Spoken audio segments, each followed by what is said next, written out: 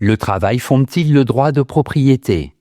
Thèse. Celui qui fait quelque chose d'un terrain peut à bon droit en revendiquer la propriété. Antithèse. Le travailleur est propriétaire légitime des biens produits, mais non du terrain. Thèse. Le travail fonde le droit de propriété.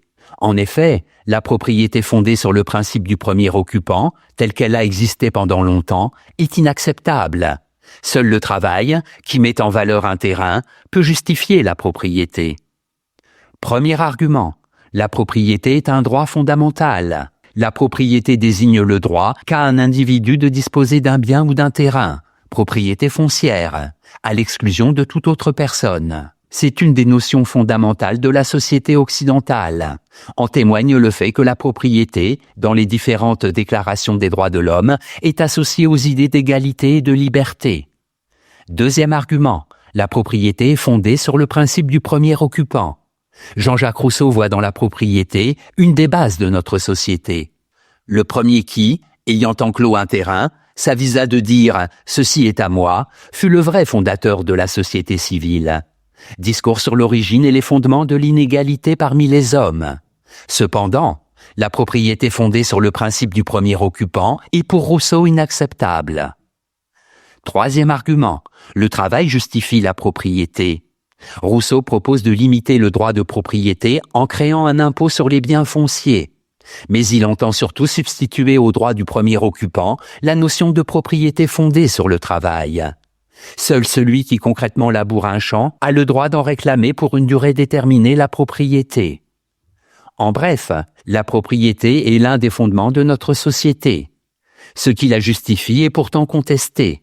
Il apparaît, pour de nombreux penseurs, que le travail est le seul principe sur lequel doit reposer la propriété. Antithèse, le travail ne fonde pas le droit de propriété. En effet, le droit de propriété est une notion contestable. Il faudrait remplacer ce droit par un droit d'usage. Selon ce droit, je ne suis pas propriétaire du terrain que je cultive, mais j'en ai l'usage momentané. Premier argument, la notion de propriété est bourgeoise. L'idée selon laquelle le travail est le fondement du droit de propriété a inspiré les pionniers du socialisme au XIXe siècle. L'un d'eux, Pierre-Joseph Proudhon, considère pourtant cette idée comme bourgeoise. Dans Qu'est-ce que la propriété ? Il affirme que le fait même de posséder quelque chose, en particulier un morceau de terre, est condamnable. Deuxième argument, on est uniquement propriétaire des biens produits. Proudhon distingue l'instrument, le terrain, du produit de cet instrument, le blé ou les pommes de terre. Pour Proudhon, il est juste que le travailleur soit propriétaire du blé que son labeur a produit. Mais cela ne veut pas dire que ce dernier soit propriétaire du sol. Il en a tout simplement l'usage à un moment déterminé. Le fait de partir pêcher en mer ne fait pas du marin le propriétaire des eaux. Troisième argument, la justification par le travail a son avantage.